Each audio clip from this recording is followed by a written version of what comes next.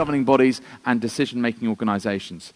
So where is the women's game at the moment? How is it growing? What are the challenges? How far has it come? How much further does it still have to go? This session, therefore, is entitled Women Taking Control of the Game.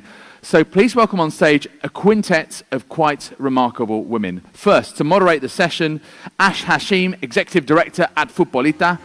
And our speakers are as follows. Lili, Head of Women's Football at the Asian Football Confederation. Thaljieh, Corporate Communications Manager for FIFA. Ebru Koksal, Senior Advisor and Chair for J. Stern & Co. And Esti Lestari, who is President of Persijap Jepara FC. Ladies and gentlemen, please give them a very warm welcome. Ash, it's all yours. Hello. Thank you very much, everyone, for joining us today in a very, very important session about women's football. Today on stage, this panel is not just about the women on stage with me, but also all of you guys and women out there who want to be inspired. So today, that is really the goal of this panel. I'm sure you guys know already from the screen who these wonderful women are, so I'm going to go straight down to it. We're going to get a quick introduction first. A brief one from Lili first, Head of Women's Football at AFC. So Lili, tell us a bit more about what you do and just a brief one first before we go deep into the session later. Yeah, actually I'm in AFC in charge of women's football development in general. In Asia, actually, we categorize women's football in 4 tiers. So it's just a brief introduction for you to get understanding. The first tier is we call the World Cup finalists. And the second group, we call the challenging groups. Normally, they are the AFC competition finalists. And then the third group, we call the developing group. They have basic women's football setup, and they actively participating in the competition. And the fourth group is we call emerging countries. They are either just started women's football or nothing of women's football. So actually the work for me is quite challenging because first job we need to really increase the participation, and then we need to really bridge the gap from the top to the bottom, because from the top teams, mostly they're from East Asia actually, so it's not really balanced and even. So I would say it's challenging but promising. We'll get to it later, Lili. So back to Hani, of course, from FIFA. I'm sure you guys know who this amazing lady is. She is also the co-founder of Palestinian national team. So tell us a brief overview of what you do at FIFA as well as your background. First of all, good afternoon, ladies and gentlemen. I can't see anyone, but it's okay. I'm happy to be here, and it's important that we are talking about the women controlling the game. Maybe this is freaking many people, but I'm sure it's the future now. Sure. And I'm happy that the World Football Summit has women's football in the agenda, because it is a time now, if we talk about 2019, and we still struggle to talk about women in the game and women in leadership positions and women on and off the pitch. So actually my work in FIFA is focusing a lot on empowerment through football, based on my personal story as well. When I grew up playing football in the narrow streets of Bethlehem, as many boys and girls all around the world, with nothing, basically nothing, barefoot, playing with old newspapers, definitely behind my parents' back. And of course the challenges that I have to face as a little girl, not only political, because I grew up surrounded by walls and many restrictions and barriers, but also the social and cultural barriers and the patriarchal attitude and what girls can do and what cannot do. And it comes up in our upbringings all the day in our life as girls and women, facing a lot of prejudice and a lot of stereotypes and sometimes a lot of discrimination. So the work that we do in FIFA is trying to bring all these topics on the table, tackle them through our member associations, and empower for a better future for girls and women all around the world. Speaking of breaking barriers like Hani, there's also a lady, head of women in football, Ebru Koksal. Thank you, Ebru, for joining us today. Of course, your story is also very inspiring for all of us, as well as the people watching. So tell us a bit more about what you do. Well, thank you. I'll tell more about the hat. I wear many hats, but the one that is more relevant for today is women in football.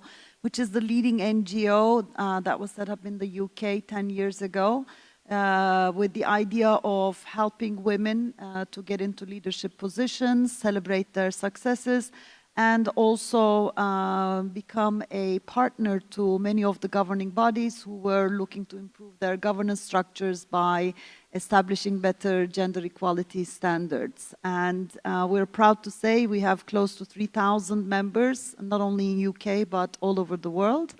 And it's been a very interesting journey in football for me for 20 years. I actually come from the men's football side. It's only been the last 3-4 years that I'm yes. working on the women's football side and women in football. And I took it upon myself, along with some friends and colleagues, to reach out to women all over the world and try to help them move across in their personal journeys in football and leadership. And I think I'm proud to say I've been able to touch the hearts and minds of thousands of women around the world and inspire them and motivate them to remain in the game and aspire for even bigger positions. Thank you, Ebru. Of course, all these women here are also game changers in their own way. And rounding up a little bit of a brief overview of what she does is the president of Persijap Jepara in the Indonesian League. Tell us a bit more, also a bit about your position as the boss of the team. I love that, really. It really is amazing. Okay, thank you. Hello, everyone. My name is Esti. I'm from Indonesia. You can call me CEO, president, manager, or running the controlling stake of the club. I bought the club 3 years ago. The club itself is 65 years old, and I'm not from the region where this club was established. So many people said, how does it feel to buy the club from your own hometown? And I said, I'm not from that town. So it's tough, being, I don't want to keep saying that I'm the only woman president of football club in Indonesia. I hope I would say one day, maybe 1 year from now, that I'll be one from 10 or one from 50 female president of a football club in Indonesia. That's what I'm hoping to achieve, and I hope we can achieve it together. All right, let's now really set the stage for where we are in women's football. So I'm going to go to Lili. To be honest with you, yesterday when AFC revealed their blueprint at the opening, there was no much mention of women's football and their goals. So can you perhaps tell us more about why there was no mention of women's football, and maybe you're the best person really to tell us what the plans are. I think our GS really leave the time for me to explain about women's football. Actually, like I already mentioned, based on the situation in Asia, we do have the strong teams who are competing in the world level. We had the World Cup champion, like Japan, but we also, the situation is in some region, football is still not really easy for the girl and women to access. So it's about the culture, the religious and politics issues, our safety issues. So for us, it's really to promote this game, to get more girls to engage in the game. So I think in AFC, we have like Women's Football Day, we have Grassroots Football Day. These two promotion events is to get MA organize all kinds of football, to get girls and boys. And also, grassroots for us is not only boys and girls, but for the men and women who are not really playing elite level of football. So actually, from past years, we see the numbers increase year by year, for the participation numbers, and also more MAs being active to organize this kind of events to get people into the game. For example, last year we have only 31 MAs organize activities, celebrate events, but this year it's increased to 41. So it's really positive for us. And also, from this year, AFC started a new program called Technical Staff Initiatives. It's really, it's about to subsidize MAs to hiring people in the position like head of women's, head of grassroots, head of youth, head of coach education, and the technical director, which they are the people very important of the technical side of football. I think for us, every business, the essential is the people. So you need to have the people there, then we can work with them.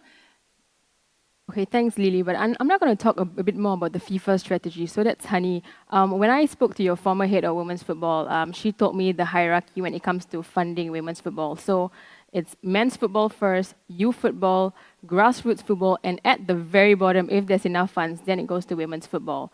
So tell me more a bit about that and also the FIFA women's strategy that we were talking about. Actually, it's changing. That was the case before, but now with the whole pressure about boosting the game of women's football, it is really changing. And that's why just in 2018, FIFA established a new women's football strategy about 5 main things to grow the game and develop it everywhere around the world among our 211 member associations, in terms of also setting goals. By 2026, we want to increase the numbers of girls participating in the game to 60 million, for example. But also we have showcased, the FIFA World Cup will showcase a different success story from the previous years. Of course, Canada was a great success in 2015. It was the highlight, actually, of all the other tournaments previously that happened around the world, but France will showcase a different success. For example, we are expecting 1 billion viewers and fans all around the world. Ticket sales were sold already, full stadiums in 9 stadiums in France. And the excitements of the media and the investments we are seeing from sponsors, it is increasing tremendously. And it shows that after the FIFA Women's World Cup, there's going to be a big change. And that's also one of the focus in communications and commercializing the game of the women's game in football. It's also like selecting the role models, the legends. FIFA has legends, men and women, to promote the game and inspire the girls, because our aim is also inspire member associations, inspire clubs and girls all around the world to look up for role models and see that they can become like them when they play in the national teams. But also we are doing that through education and empowerment. That's also one of the pillars of the strategy in terms of academies we have launched all around the world, and also football for schools, and also the FIFA Foundation that has started to focus also on girls in the Middle East, in Asia and beyond. And that's the pillars of the strategy. Hopefully, we hope that through our collaboration with the 211 member association, we will increase the participation and empower the girls and bring them from grassroots levels to elite levels through all these programs. So there is a progress, but of course, we are depending a lot on the next phase to boost it even more. Now, it's great there are going to be a lot more fans at the FIFA Women's World Cup, a lot more sponsorship as well as investment. Ebru, let's talk about leadership, because this is something that I think you have a lot to say. Women in leadership roles at football clubs, at organizations, we're not seeing many of them. I'm very proud they have Karen Brady at West Ham. We have many, for example, Eba has a chief CEO who's a woman. But you yourself have faced challenges. So tell me a bit more what you think about this issue. Well, first of all, it's definitely a much, much better time to be a woman in football than it was 20 years ago when I walked through the doors of Galatasaray as an interim CFO. I think thanks to many, many women over the 20 years who tried to perform double, triple well so that they could prove to the male-dominated industry that women have a place, women can do well, and that they should be trusted with important positions in the game. Unfortunately, we're still way too far away from saying that we have achieved a lot. I think there are still quite a few countries and parts of the world where this transformative change has not really reached yet. And the more old boys club male-dominated approach has one single KPI still, which is winning at all costs. So for many of the organizations, the end result is more important than how you got there, and how governance or long-term sustainability can be achieved is less of a concern for many of them. And, but still in many parts of the world, what we are seeing is, especially with the millennials coming of age and becoming more vocal through social media or in different environments, fans are demanding and all stakeholders are demanding a better treatment of all the audience. And if you're actually racing and competing for the heart and the wallets of the fan base, then you need to be more inclusive of the whole audience. Otherwise, you will soon see that the fan base is no longer supporting you. Yep. And if the fan base is not there, sponsors are not there, broadcasters are not there. So we are seeing a significant change, but still we have a very long way to go. For sure, social media has played a great part in empowering women. A lot of teams, a lot of organizations are coming on board to really show that they are pro-women in sport. Ebru, thanks for that. I'm going to now move on to Esti. I have a question, because you are the boss, like I said earlier, of your own team. Do you face any challenges running your own club at a leadership position?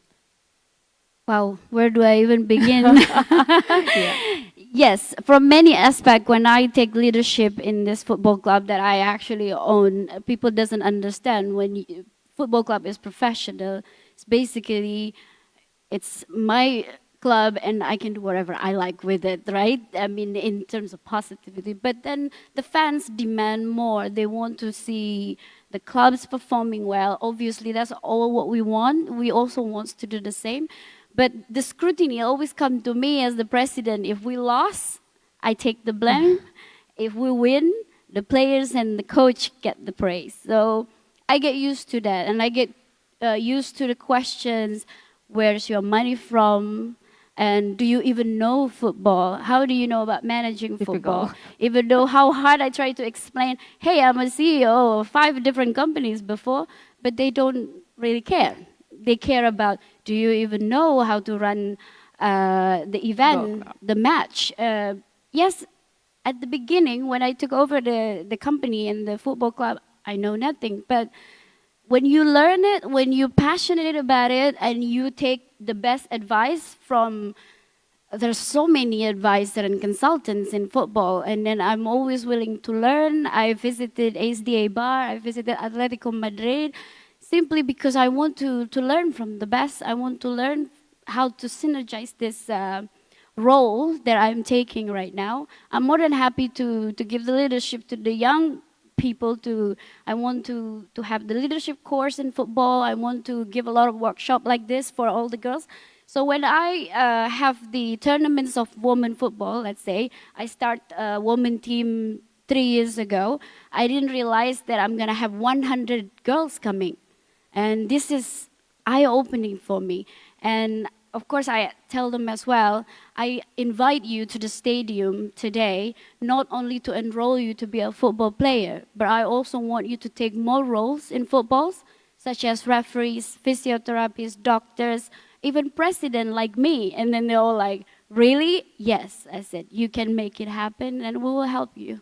Indeed, there are many, many roles, not just that of a professional footballer in the world of women and football. Lili, I'm going to go back to you right now. We're going to talk now about gender disparity and the wage debate. Obviously, I'm head of women's football AFC. You're in charge of the Asian nations. Honestly, we're seeing a lot of pay issues here in terms of, the wages that some of my friends as well, the national team, are experiencing. So can you just tell us a little bit more about why women are being paid substantially less than men in football today? You're refer to the players or yes, all professional players, yes. I think we need to really look into these effects, because so far I think the women's football is not really generate the same value as men's. That's the fact. So we need to admit it. And that means we have lots of work to do to promote this game. First of all, you need to, improve it from the technical side. To make this game more attractive, more competitive and entertaining. So then you have more fans to come, and once the fans come, then most likely the investors and the sponsors are coming. So then you increase the value. I think in some countries or regions you already see the full stadium, but it's not really that common in Asia yet. So I think for us there's lots of space for us to work out. So I think from our football stakeholders, we need to do more to promote this game. And from 2 sides, I already said, it's commercial value and also improving the game itself technically. The timing is not right yet to my personal opinion. I think it's not really to asking for the equal pay because you haven't really get the value yet. But it's, I think it's not really a long way to go. You already see like recently the Real Madrid, women's game, Athletic Madrid against Barcelona. It's more than 60,000 fans, full stadium there. So Indeed. I think this is not just a dream for us. It's just ahead there. So we just need to do more. The U.S. national women's team as well came out with a recent lawsuit about gender disparity in terms of the wage. I think, Honey, you have a lot to say about this. What is the way to go moving forward, really? What can we expect? Actually, it's investment in the game and giving resources and opportunities for women. That is the first way to go. Because if you see, like the example of the United States, it's a great example because women's football in the United States are more successful than the men's football. I mean, if you look at their achievements, 4 times champions, world champions, and the Olympic champions, etc. But the men's team, they didn't even make it to semifinals at the World Cups. And I think that was a big reason for them to ask for equal payment because based on their achievements and the revenues they brought in the game. FIFA is trying also to increase the value of the players by, like compared to last year's, today we increased the value for 50 million, for example, for teams participating at the World Cup. Also, like you see, sponsors are increasing as well. And that's for sure, like all the components, as Lili said, that will make it more substantial for clubs and for leagues and for member association to think that, the women's game is bringing back revenue. And I think if we care about the game and we invest more and we give resources and opportunities, it will eventually benefit the game. And that's why it's important to look at that side of the game. It's important to focus on the women's game because then it will bring back revenues. Because at the moment they think, it's maybe a loss to have a women's football team. But in fact, it is not. Because as Ebru also said, it's the time now for women's game. It's the time to be proud to be a part of the game and to be in football and off the pitch and on the pitch. So I think it's the time now for a better chances for women's game to boost. Ebru, what are your thoughts about, thanks very much, Honey, by the way. What are your thoughts about the wage gap? Obviously, you come from also a financial background. I'm sure you have a lot to share about that. How can we help to solve that? I think, first of all, regardless of which industry you're in, no investment starts paying off on day one. There is always a ramp-up period. What's important is in the medium and long term, whether the investment is profitable and giving a return, positive return on the investment. So a lot of the times we hear arguments that, okay, women's game doesn't generate money, so we cannot, pay the players or we cannot give out prize money. That's not how it works. It's a chicken and egg story. First, you need to invest. First, you need to pay the players, professionalize the game. Then fans and sponsors will come in, that will bring more money into the game, and the teams will start investing more. So you can only spiral up like that. But you need a few believers who would make the first investment and then see the results. And I'm hearing more and more from investors in men's clubs that maybe now is a better time to invest in women's clubs because they've lost a lot of money on the men's clubs, subsidizing unsuccessful teams or unsuccessful operations. Women's football also is a lot more about grassroots and family. So I'm going to now move on to that. And I want to ask you, how important is it, the role of the culture, the role of the family when it comes to developing the next generation of women leaders in football? Well, I see a lot of parents come to me and then say that I have a daughter who wants to play football. But the problem in Indonesia, we don't have so many facilities or clubs that would take the girls. Even though they do, they will have to play with the men. And then, at young age, even I have 3 daughters, they all play football. Sometimes the boys are reluctant to give or to pass them the ball. So I think in Indonesia especially, we need a lot of structures. We need a lot of encouragement for the girls to play football. The participation is important. I don't think it's about competitive right now. It's about how to enroll more girls. That's why we have our own stadium in Jepara, and then I always put the slot for the girls to train, and nobody can disturb that schedule. And I'm happy that more and more girls coming to train. And parents right now also very important in terms of allowing the girls to play football, because before they think this is not a career, especially in Indonesia, we haven't really have a structure where players are being paid salaries. So hopefully there are more parents believe in their child and their girls to play football. And Indonesian women are very passionate about football. I know they have a We great do, population we of fans on Instagram. I've seen 260 million rural areas, right? We So, do. yeah. Our girl player can have more followers in Instagram more than the Barcelona players, because Yeah. Instagram is huge in Indonesia. And Yes. once you are well known doing football, the men will love them as well. Speaking of culture, I'm going to go back to you, of course, from the Asian perspective. You were mentioning that there are different tiers. So, of course, there's Japanese and the Thais. They are of a different league. They're very skillful, a lot more fans. So, what about the other, parts of Asia? How can we help to develop the culture of women's football and improve the game and sort of instill that sense of leadership and excitement? It's also about, the history to develop women's football. I think in East Asia, they do have a longer history for women's football. And also in other regions, like, for example, the West regions, because the culture, the religions, it was a little bit difficult, at the beginning. But now, actually, our strategy is really to help some MAs to taking the role model, to do the pioneer, like Jordan, Bahrain, UAE. Now they all, start women's football in a number of years, and they all started their women's leagues.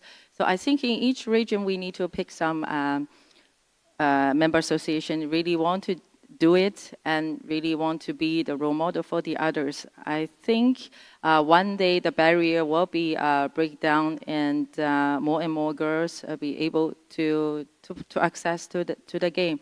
And last year, actually, before the Asian Cup, we launched a campaign called "It's My Game."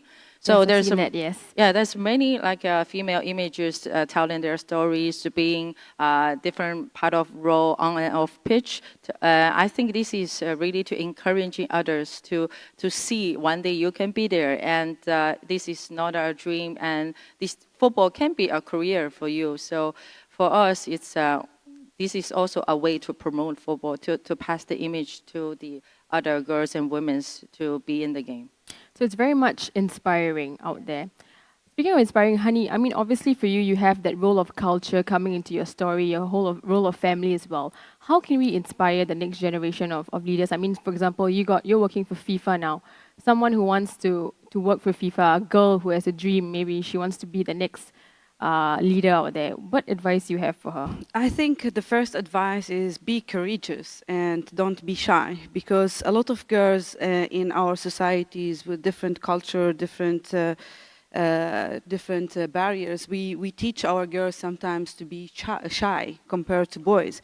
So my first advice is teach your girl to be courageous, to stand up for what she believes in, and to work hard to get where she goes, and also dare to dream, because it's important to dream, to see yourself somewhere. Sometimes this is what happened to me. I dreamt one day that I want to take football forward and be in the world stages, and through football I managed to do that. So dream big and make your dreams come true with your courage, with your working hard, but also believe in yourself and network with the right people.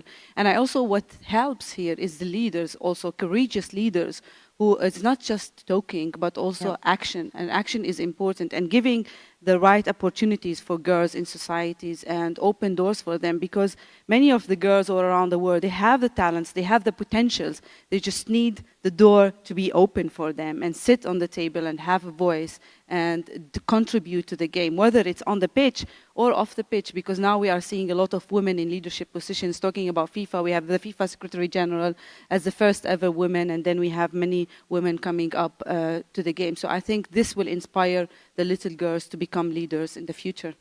Speaking of leaders, Ebru, how will having more leaders at the executive position really help to change the game from that perspective? Because obviously we need more leaders, as I mentioned earlier on. how can that, really change football for us and as a whole scale, really, as a whole community?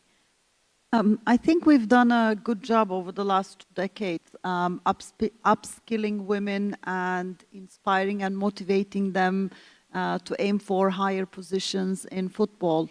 What maybe we haven't done as well is to create the demand from the top, because the decision-making positions are still predominantly male, unfortunately. The international hierarchy of decision-making has maybe 1 to 2% women only. And what we need to achieve next is to embed equality sincerely into the strategic plans of all the organizations, because today many of them claim that they have plans to increase female participation, whether it's on the pitch or in the decision-making sides, but neither their budgets nor the composition of their senior management or boards resemble anything similar to equality. So if they really mean to walk the talk, then things need to change. And how can that happen? First of all, the women who are occupying these positions should not be token fillers of a quota, but they should really, really be chosen for merit. And that goes for men as well. And I think women can be serious change agents for many reasons, but mainly because they don't owe any past favors to anyone. They were never part of the inner circle to begin with. So they don't have to go with the general thinking. They don't have any skeletons or secrets hidden in the closet. They are there not to fill a seat, but actually to go and do things and perform. And I think what's also extremely important is women cannot achieve this transformation alone by themselves, and we definitely need a few good men who would be our allies to support us through this change mechanism. And also, it's really important that the sponsors and media and all stakeholders are demanding this kind of equal treatment and peaceful and respectful coexistence, because many, many women are still very afraid to speak up because they think that they might lose their job or their position. But you really need people, men and women, challenging the leaders in a constructive way. Otherwise, it will be ages before this culture changes. I think especially in Asia, I think especially in Asia, we are facing those challenges. Now, Esti, I have to ask, because you're from Indonesia, there is a conversation that we had yesterday about making a stadium, for example, a more women-friendly space. What do you think about that? Do you think more needs to be done? The stadiums and the infrastructure of the football games? Yes. Well, now some clubs have this woman-only tribune. I'm not really sure why it's important, because I think we're pretty safe, right, around. But I guess in Indonesia, because the supporter can be very hard, so we have this moment children's and tribune area only, which is very good. And we also want to see more match commissioners in the stadiums, and we have a lot of vendors going around the stadium, mostly women now. Especially if I see in other countries in Asia, I see the one who maintaining the stadium are women, actually. Maybe we are better at cleaning. So hopefully that's not just it. I hope we're better at cleaning in the organization, right, Ebru? I hope that we are also helping the men, because we're very helpful, by the way, guys. So don't freak out with the sign here, woman taking control of the game. We want to control the game as long as it makes everybody happy as well. All right, I have 5 more minutes left. So I just want to ask quickly, what are your hopes for women's football? And do you have a wish for the game in the next 5 years or so? My wish for women's football is we play a more competitive game, making the game more entertaining and a full stadium. Actually, I think in a very near future, AFC are going to organize the club competition. So I really expect the pictures coming up. That's my dream. Thanks. And what about you, Honey? My wish is we start to talk about the future of not only women leaders, but just leaders, and also stop talking about it's a women's game and it's just football for everyone, regardless of all our differences. Just like Barcelona, we're all footballers. We're all footballers. And what about you, Ebru? What is your wish Well, for? I couldn't agree more with Hani. I think there won't be a need, hopefully, in the next 5-10 years to hold panels like this and talk about equality, and it becomes a reality of life all over the world. That's really my wish. And what about you, Las? I really wish I will see a women league in Indonesia soon, but before that even happen, I would love to see the structure and the acknowledgement that women football should be really started soon in Indonesia and following all the global movement in the world.